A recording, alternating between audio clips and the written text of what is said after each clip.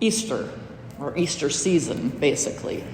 And you think of when we walk into the church and you see the cross, that would not be something that we would celebrate unless we had Easter and we had the knowledge that death has been conquered. Otherwise, we would come in here and that would be the most depressing sight we could ever see. So I just think it's very appropriate that from time to time, I know it's a little bit cloudy today, but that sun comes directly in and just will light that up. So look at that every morning when you come in. So today our virtue for this week is docility. And docility means teachability. We are willing to be taught. Often, if you look that up and do any research on it, most of what I've found is that we are listening to the Holy Spirit. Like he teaches us, he speaks to us. And yes, that's certainly true. We may feel a calling in our heart from God. We may feel that little whisper of like somebody's name to do this. We talk about that once in a while in religion, but that doesn't always happen. So what does docility look like for us in the middle school? We have to always take these virtues and what do they mean for our station in life at this time?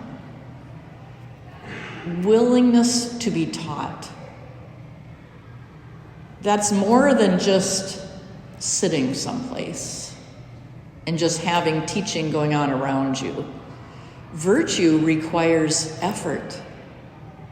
And often that effort, maybe always, if I would give myself some time to think about this, but virtue is putting ourselves a little further back.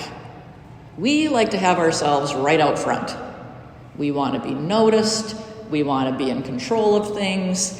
We want to have the spotlight on us. We want things to be done the way we want them to be. And that's very selfish. And we know that's not virtue. Look again at the cross. Is that the image of a man who put himself first? We are called to be like Jesus. We are called to put others first. And until we can do that, I don't know how much hope we have of being virtuous. We have to tame our human desires, our selfish, greedy desires that we all have. Me as much as anybody. I think we're all in the same boat with that. We're always struggling against that. But we have to try to focus that this week with teachability. So I want you to stop thinking about anything else right now. If you're still lost in your own thoughts about what excitement you have coming this week or what travels or what anything else you have planned, not about you at this minute, and I'm saying it to myself as well. It's not about you, Mrs Yatskis. This is about virtue. Well, I guess it kind of is about me and about you. How can we be better? What do you do? Let's just talk school for this virtue. What do you do at school that shows the virtue of teachability? I want you to kind of be hard on yourself right now. Think about your classroom behavior. Are you disrupting others with talking? That does not look like the virtue of teachability. Are you just zoned out, not paying attention and just daydreaming? That is not what docility looks like. Are you only worried about making things easier for yourself? Just getting the work done, maybe even cheating? Maybe copying down things, maybe putting in no effort. Is that what docility looks like as a virtue? So I just want you to give a minute. This is really hard for me, so I'm going to try to be quiet for like 30 seconds. What is it that you do in school that does not look like the virtue of docility?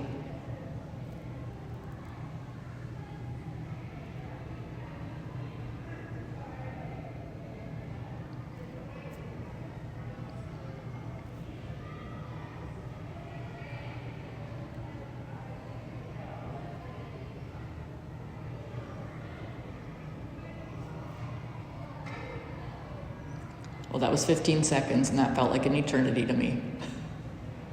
But hopefully you thought of something. We all make mistakes. We all need to grow. So whatever it was that you could think of, let that be what you're working on. I also want to bring up one other thing, well, a couple of other things, because we're coming back. This is like a fresh start. This is like a fresh start, right? Jesus has risen from the dead. We are coming off of a 4-day break. We have the end is in sight.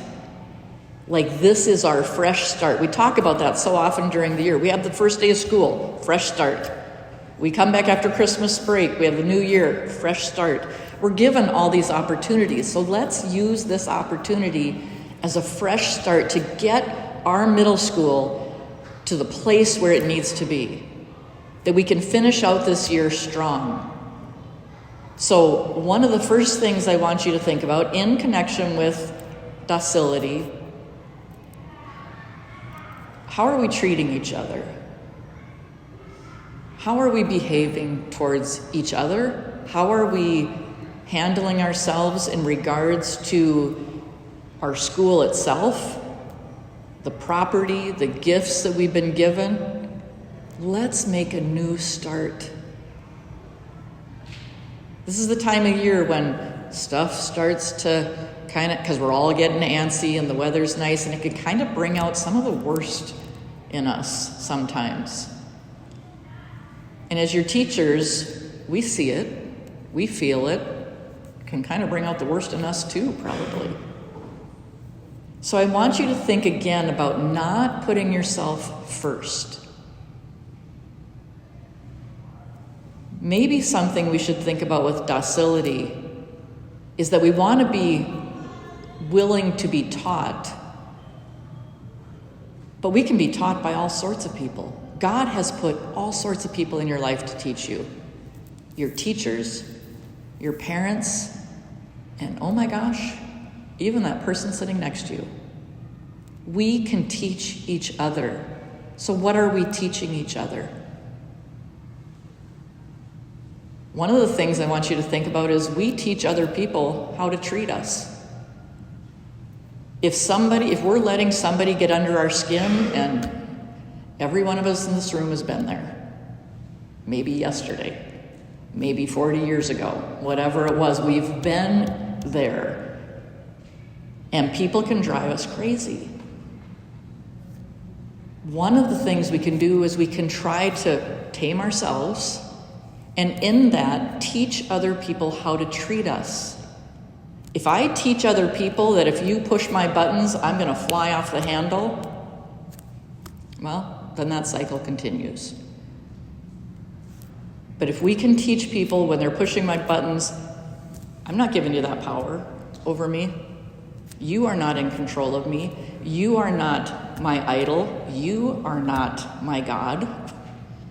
I have one God, and He wants me to have peace in my heart. And that is a challenge, to step away when somebody else is pushing your buttons. But maybe you, in that moment, can be the teacher. I'm going to teach you how to treat me, because I'm not going to be around somebody that's not treating me well. And that can be a scary place to go, because we want so desperately to be accepted. But do we want so desperately to be under the control of somebody else? I hope not. That's not a feeling of peace. Are we teaching others that it's either my way or the highway? You're a teacher to those around you. Has that been your approach as a friend? It's either my way or the highway. You do it my way, or I'm going to be mean, or I'm going to say a comment, or I'm going to turn other people against you. Who do you think you are? You're not God. We fall into those things, but we have to have awareness. So this week, we're students. We're also teachers.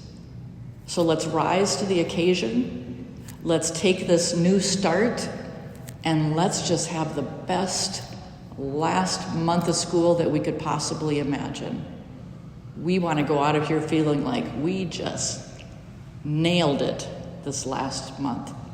So to start it off, we are going to go back. 8th grade, I think you have a different plan for right now, but we are going to go back and we're going to clean up a little bit. We got to have the environment fit with the whole message. So we have lockers that need to be cleaned out. Let's do it. Let's get it straightened up. Let's throw out that stuff that's old. Let's take care of our building. Projects that are here, if you want to take them home, absolutely, they go home this week. Otherwise, throw them out. That's a really hard thing to do. I have a basement full of stuff I should throw out. I understand. But it's not doing anybody any good. The roller coaster stuff, whatever, let's just clean some stuff out. We're at a new start, literally. Look at Mrs. Kramer. Doesn't she look new? Does she look 12 years younger? I'm hoping that whole thing wears off on me. All right, so let's have a great week and be teachable and be good teachers.